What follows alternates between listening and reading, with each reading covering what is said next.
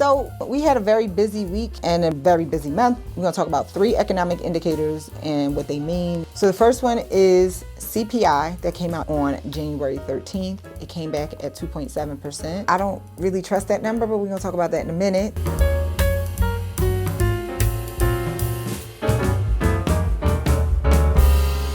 Real quick, the person on the other end of this conversation is my homegirl, attorney Dominique Price. Her mic was very low. So what I'm going to do is I'm going to use a little voice every time she talks so you can understand what she's saying. I'm going to do a voiceover. So what she said here was, before you give us the breakdown, talk to us and explain to us what is CPI for those of us who don't live in the economic Twitter world. That's what she said. Okay. CPI is the Consumer Price Index. It is the number that represents inflation. This is how we measure inflation. Do you want me to break down how they break it down? Yes. Okay. So CPI is made up of a basket of goods. Mm-hmm. And the government has decided what this basket of goods is and how much each item in the basket of goods represents the overall CPI number. And it can change from time to time. So for instance, housing represents 40% of CPI, right?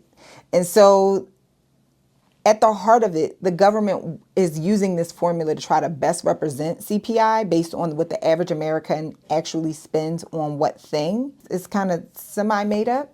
A lot of times it's reported in 2 ways. The core CPI, which is everything, and then everything the not core CPI, I can't remember what they call it, which includes food and energy. One of the things I used to say when I lived in California is like, everyone would be like, oh, the cost of living is so high. And I'm like, the place where you see it the most in California is food and energy. I never even compared that to food and energy.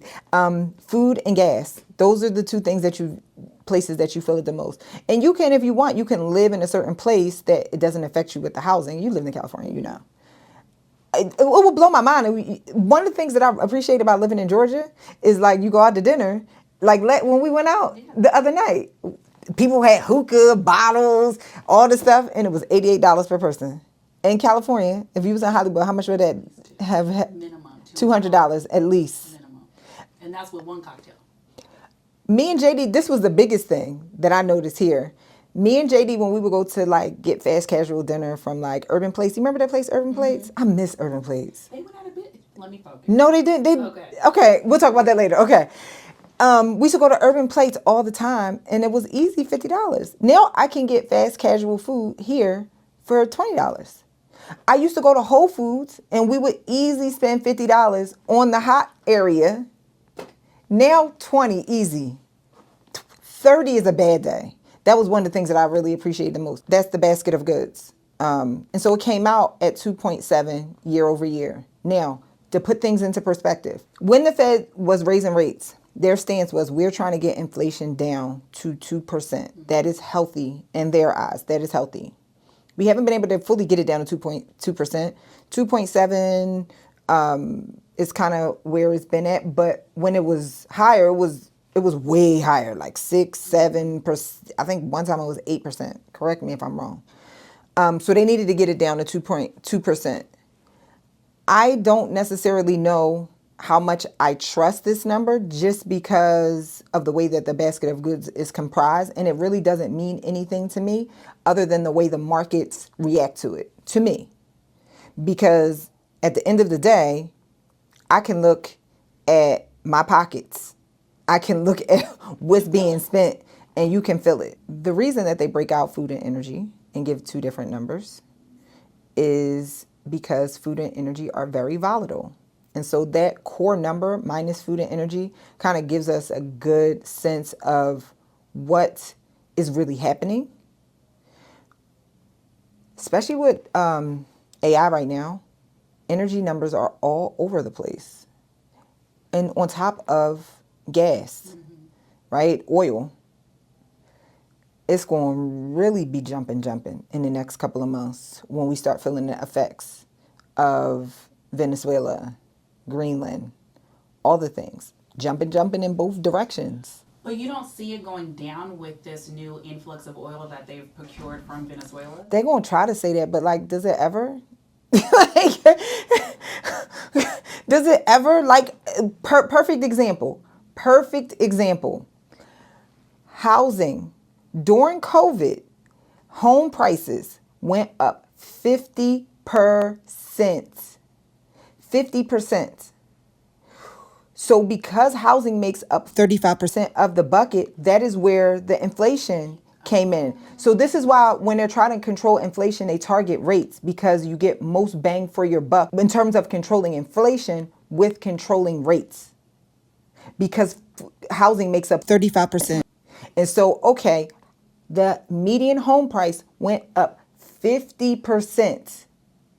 As we're trying to control this, do you think in order to correct it, doesn't the home prices have to go down?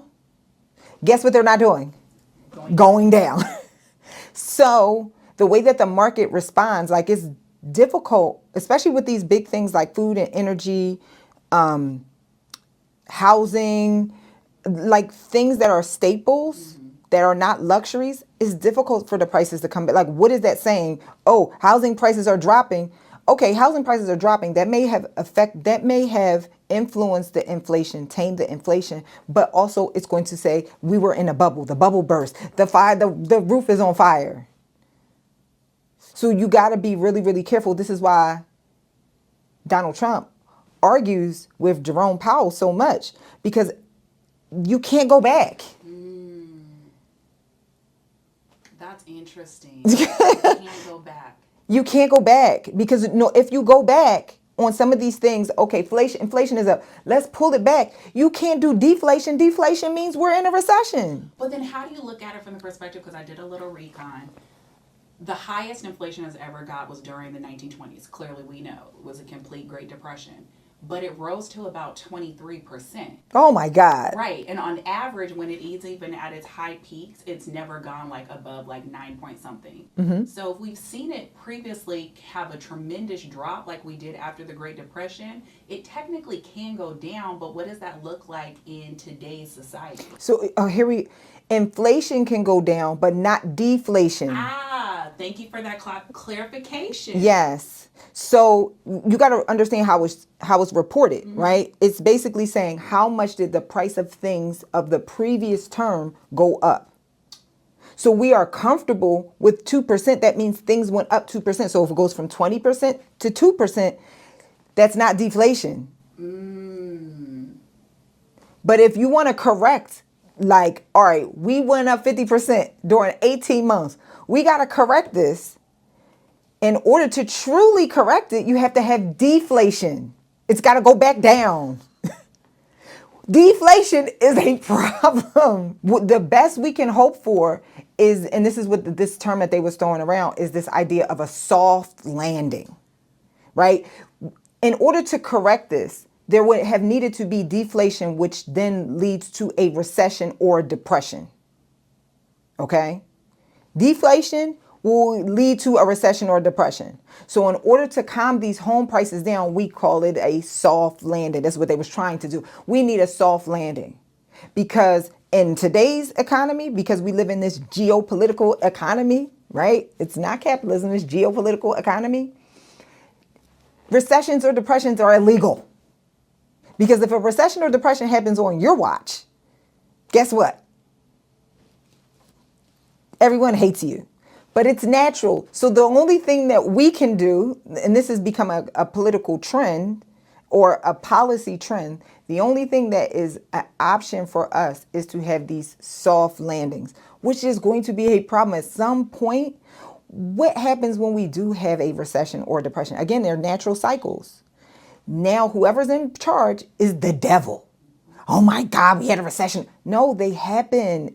They have to happen. So what they're trying to do, what they have been successfully doing, is creating these soft landings. These soft landings require a management of rates, right? So, hey, let's lower rates so that we can tame the inflation, not have a deflate. The price is not going to go back.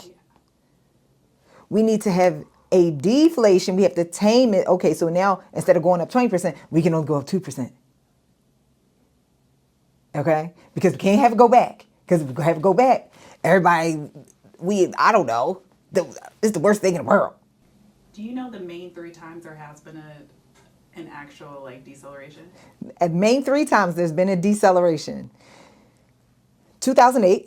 Yes. Yes, I already know that. You're going to say the Great Depression. We talked about that. Probably after the tech boom.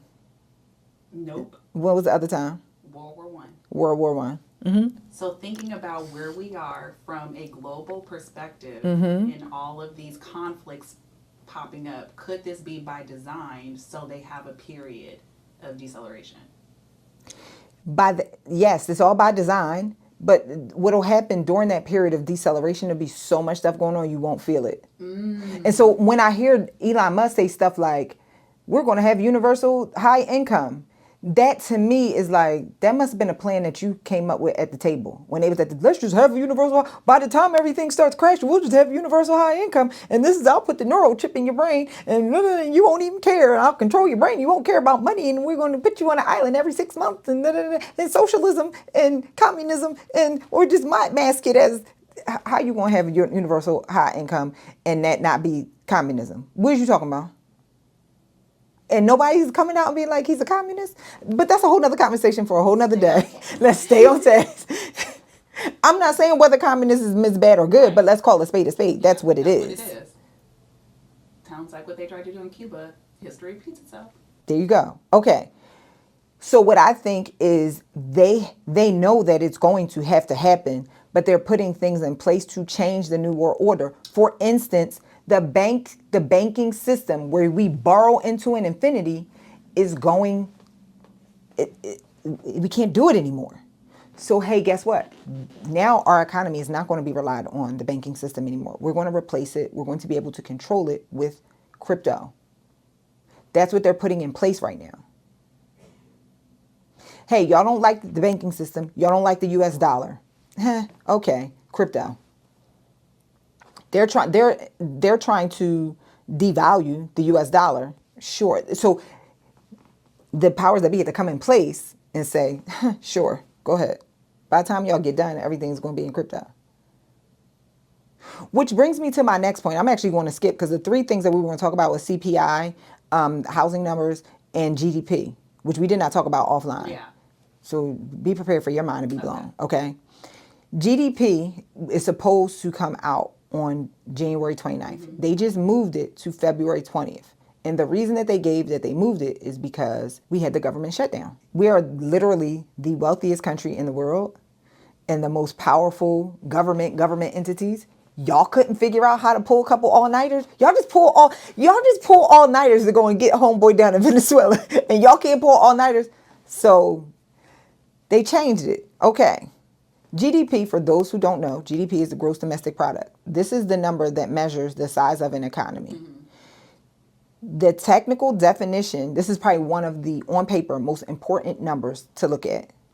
The technical definition of a recession is 2 consecutive shrinking GDPs, okay? Our last GDP came at 3% even. The one before that was shrinking. So this one that we have coming up, in my opinion, one of the reasons why they have to delay it is because they're making this switch from the banking system to crypto. They don't know how to report crypto in GDP. They don't know how to report it. So do you foresee them making up a policy to report it, or do you see them leaving crypto off for now? No. They're working on it. They're working on it right now. Okay. So first of all, they're waiting for something called the Clarity Act. I don't know if the reporting of it is involved in the Clarity Act, but the Clarity Act clarifies a lot of government regulation in terms of crypto. We're supposed to get it in the next week or so, but this act has been held off for a very, very long time.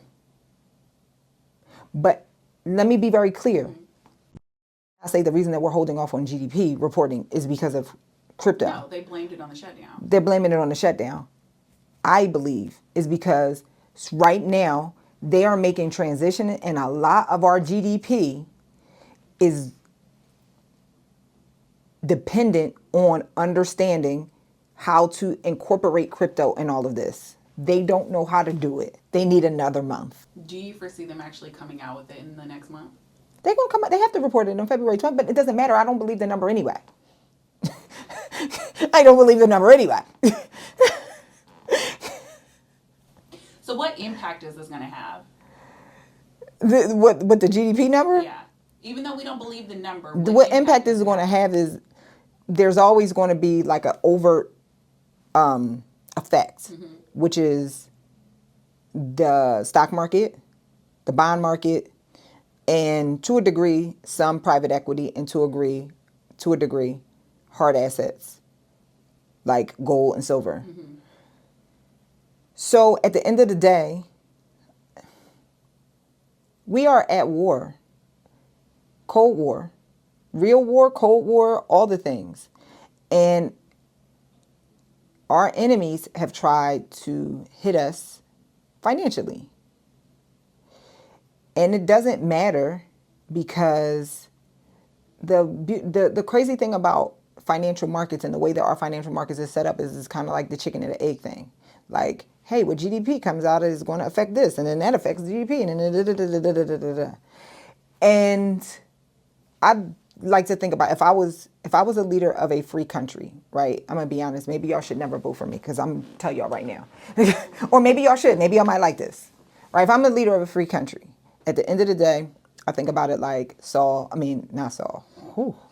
Samuel. Time out, not Saul. Please. I think about it like Samuel in the Bible. I still ended up saying the wrong name. I meant to say Solomon, okay? Not Samuel, Solomon. When he said, God, you gave me this big responsibility. Give me wisdom to lead these people. And so if I'm a leader of a free country, I'm feeling the pressure of like taking care of my people. Yeah. And y'all are telling me, y'all are trying to come at my people financially, right? And y'all gonna look at this GDP number. It doesn't matter, I control it. So as a leader of a free country, doesn't matter. I control the number. I'm going to tell y'all what it is. And if any of the, he's indicting Jerome Powell right now because Jerome Powell is acting autonomous. It's messed up, but you have to think we are at war. This dude is in the mindset of a warrior. Nobody's saying anybody's pro anything, anybody, even before politics became what it was, I always but you have to think like him. Like, I have to protect my people. And the moment that y'all see, our enemies see that we are weaker because our GDP shrunk, fam. So how about this? I'm going to make all these policies. We're going to Bitcoin it all up and all the things. And give us another little bit of time so we can fudge these numbers. So, what does that mean? What it means is it's going to affect whatever this number is, which is not going to be negative.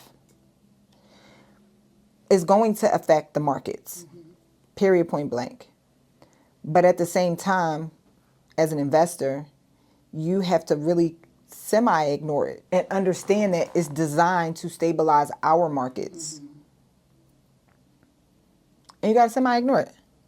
So what effect do you feel like, regardless of what the number is that comes out next month, is going to have an impact on housing and private equity? Those numbers, they're really, in my opinion, they are really mutually exclusive. Okay.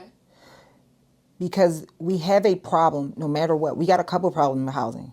We don't have enough housing. Home prices are too high and rates are still high. I know they came down. Yay! But rates are still high. People can't afford it. Yeah. People still can't afford it. Literally, in order to make a living for a family of, I don't know, it's like 4 or something like that, you got to make somewhere on the low end $120,000 a year. People can't afford it. The only thing, if it depends on what perspective you're looking at it from, for housing. Like, are you looking as a retail buyer? So as a retail buyer, what I would be, keep my eye on rates. That's really the only thing your hands are tied. Keep my eye on rates. Now, as an investor, you have to be able to go across markets because real estate is hyper localized. The ability to make money in real estate, how markets do, don't look at none of them national numbers. They don't mean anything. It's hyper localized. So as an investor, you need to be figuring out how to look at like permit starts in your local economy, look at the median income, look at the attrition, how much people are moving in versus moving out of the city. What are the major economies within that city? Where are the jobs being held? All that you need to look hyper localized. And then also too, if you are an investor and you don't have the ability to diversify via these markets, this is why we started our fund. Private equity. You need to find developers, private equity fund managers who have the ability to be nimble enough to get in and out of markets at scale. That is how you take advantage of it.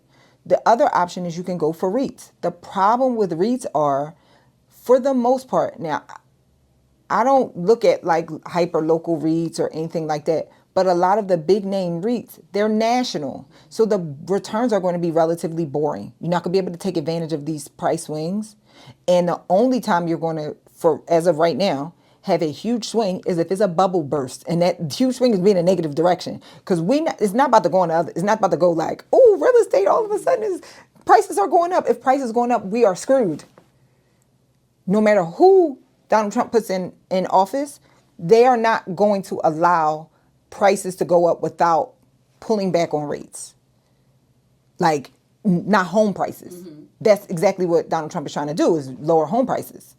So like, if you're investing in a national REIT, you're not about to, it's boring. It's going to be boring. I'm not saying don't do it, but don't be like, oh, we popping. But you can pop with people who know how, are nimble enough and can invest at scale in hyper local markets. Invictus Elite Private Equity Group. Our fund, we invest in apartment buildings, 120 units and up, in assisted living facilities in key markets, okay? And we have the ability to scale. Hit me up if you are interested. 20% IRR, 2.5 equity multiple. The whole term is 5 to 7 years. Okay. Anyways, but for real, if you don't decide to invest with us and you want to get in real estate, that, in my opinion, this is not investment advice. In my opinion, that is the best way. Can you talk a little bit about the barrier of entrance to get into a private equity fund? I love that. The barriers to entry are, I was going to say a little high, but they're not. You just have to understand the rules. Mm-hmm. So typically, for like a fund like ours, the minimum is $200,000, and you have to be an accredited investor. But there are, I don't want to say ways around that. There are rules that you can do, mm-hmm. or rules that you can take advantage of. The first rule is that an LLC that has assets with that value that meet the accredited investor, right, a net worth over $1 million, can invest. The only thing about that is that LLC cannot exist for the sole purpose of investing in the one fund that you're trying to go after. So if you have a group of people who want to pull their money together to say, hey, we want to invest in Nicole and Art's fund, Invictus Elite. We got $200,000. You cannot exist for the sole purpose of it. So you have to invest in other stuff. So you're going to have to raise more than $200,000, and you're going to have to invest in other stuff. And you're going to have to do your own. We're going to create a program within the Profit Door in our community that teaches people how to create their own cohorts, mm-hmm. but we're not going to be jamming Invictus Elite down your throat because it's not for everybody, right?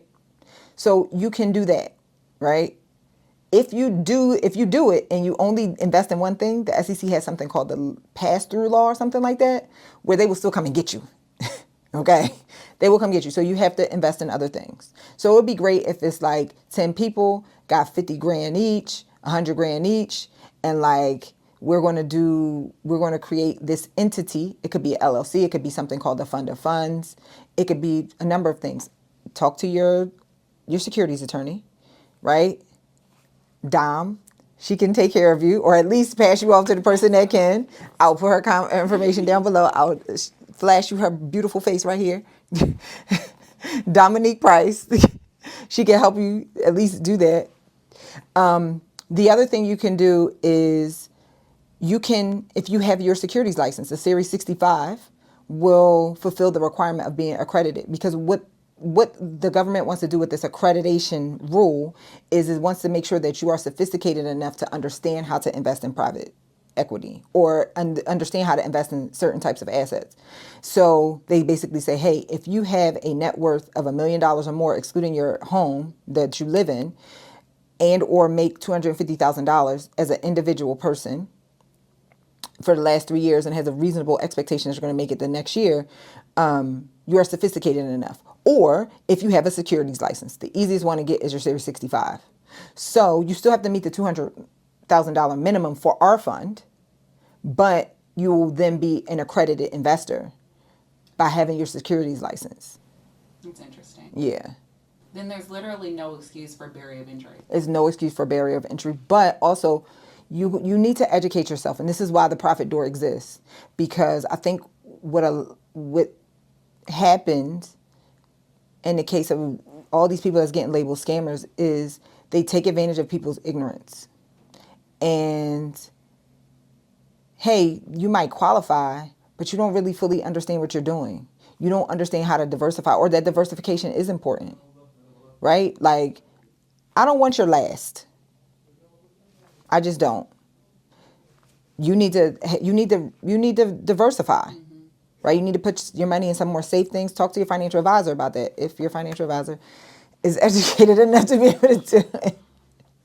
But you have to educate yourself on some basic financial principles, and I think a lot of people just didn't understand basic financial principles, and that's not fair. So yeah, there is no excuse, right?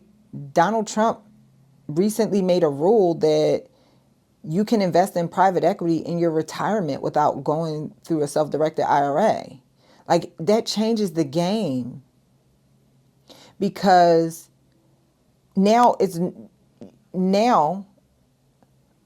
because the free flowing of information, it is more of a requirement that you understand all the markets and not just the stock market.